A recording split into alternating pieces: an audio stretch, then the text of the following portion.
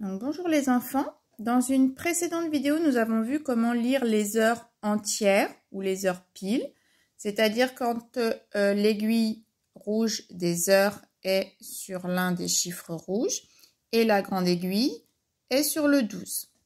Il est par exemple ici 4 heures du matin. Ou alors, si nous sommes l'après-midi, souviens-toi, 12 plus 4 égale 16. Il est donc 16 heures.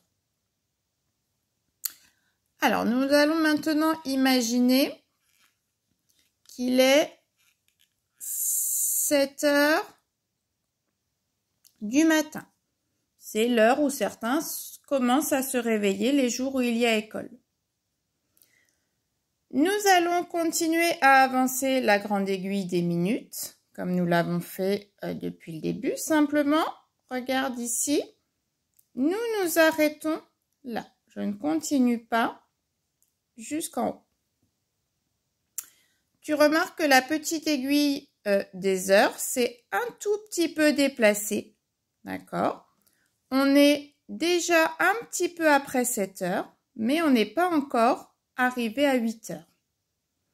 En fait, quand l'aiguille va se trouver ici, au niveau du 6 ou également du 30 que tu vois ici, on va être entre 7 et 8 heures. On est exactement à la moitié des deux. On dit qu'il est 7h30. Ou alors 7h30.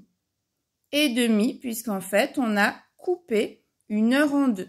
On est exactement entre 7 heures et 8 heures. On voit que l'aiguille a parcouru la moitié du tour de l'horloge. Il lui reste le même chemin à parcourir. Donc, il faut maintenant que tu retiennes ça. On appelle ça les demi-heures quand on prend la moitié d'une heure seulement. Donc, je recommence. Il est 7 heures.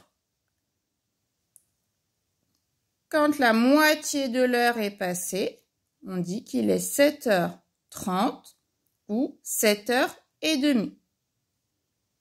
Et si je fais la deuxième partie, la deuxième moitié, il est bien maintenant 8 heures.